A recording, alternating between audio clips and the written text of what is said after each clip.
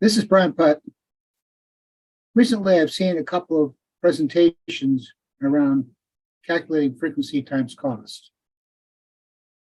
And, this is used for IT, calculating IT risks, or it could be anything else that has a risk component that's a product of two things, frequencies and times the cost. And there's probably multiples of these items that are in an evaluation.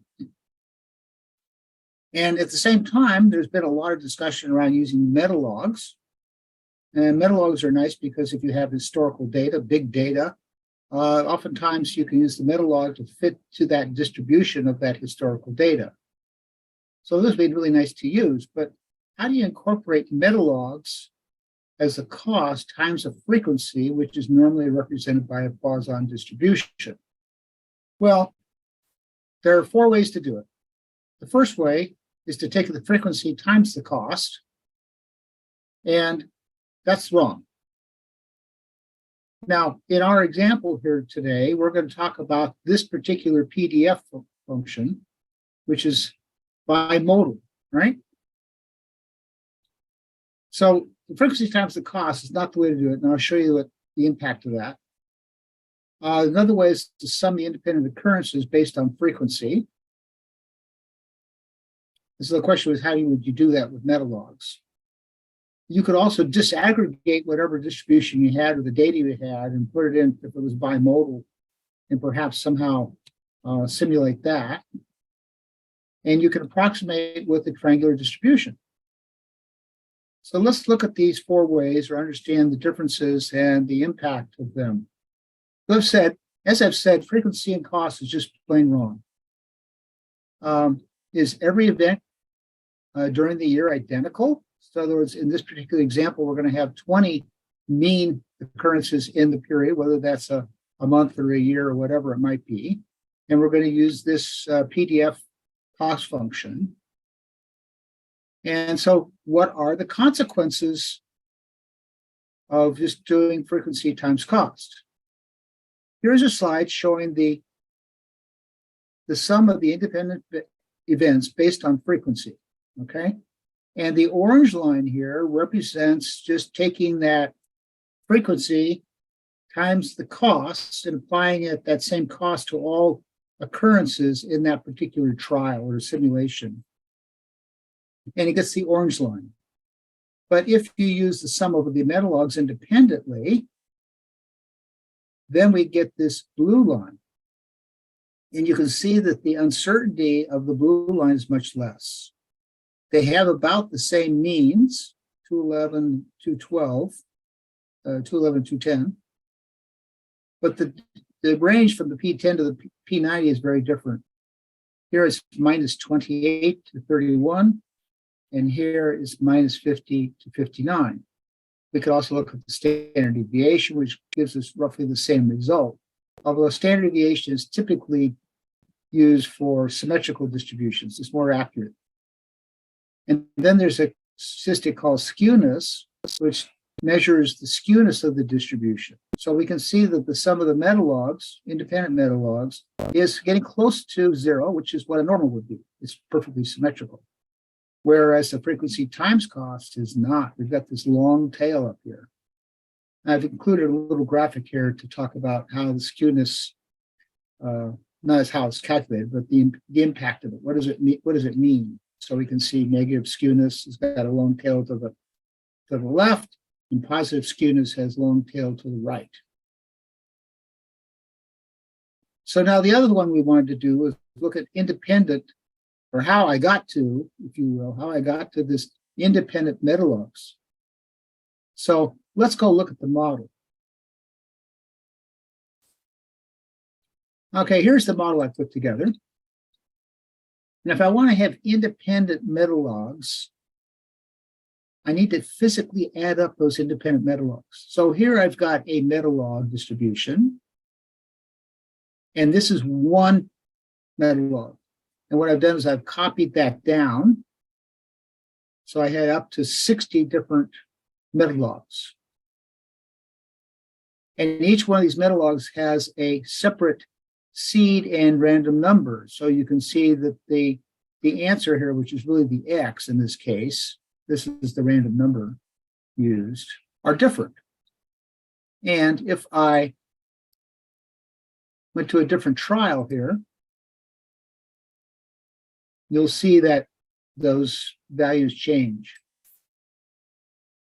Now I'm using SIPmath in this particular example, but the process I'm using here will apply to any type of Monte Carlo, whether you're using crystal ball or at risk or anything else that you might be utilizing. So it's not really specific to SIPmath. So that's how I got to this blue line, because what I did was, after I knew how many occurrences there were, 17, I came down here and simply went to the 17th cume on this list. So 17th cume is 174. So there's the 174 up there. And given that as a random number, I can then calculate all the statistics. So that's how I did that. Now, another way to deal with summing the metalogs would be to disaggregate this particular metalog into two different distributions. So this graphic is showing that when I split the distribution into two components and add them 75, 25, that I can replicate this metalog.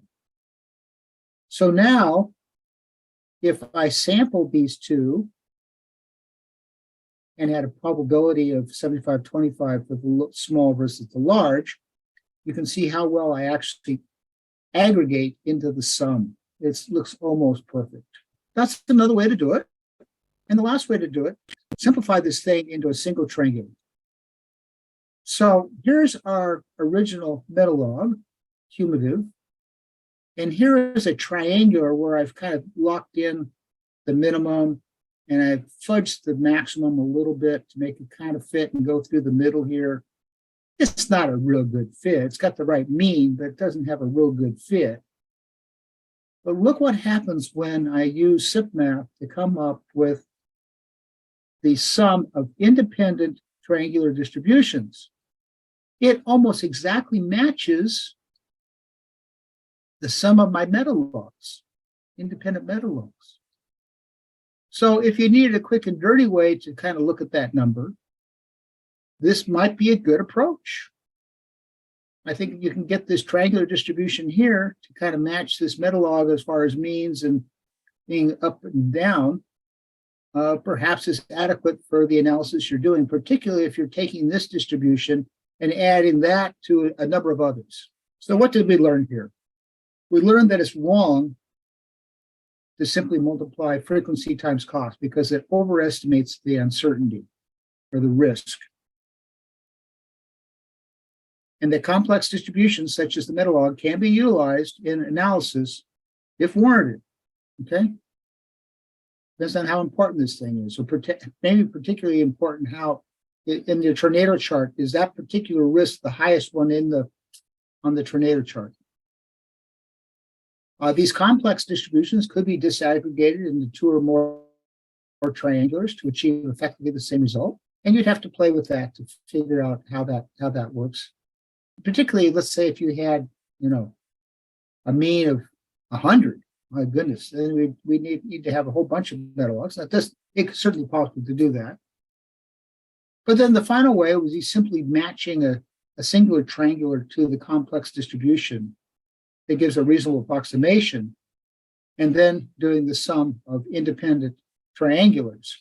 I hope this has been useful to you in thinking about your analysis and getting it right, because you don't want to overestimate the risk. So if you want to learn more about SIPmath, you can go to probabilitymanagement.org. Reading The Flaw of Averages or Chancification by Sam Savage is a good introduction to uncertainty. Then I have lots of YouTube videos that you might find of interest. Cost and schedule risk analysis, portfolio, value of information. Then if you're just interested in some teasing your mind here, I've got some examples here of the birthday problem, let's make a deal, fraud, and taxi cab problem. You can look up those names under my YouTube channel. So thank you for watching. Bye.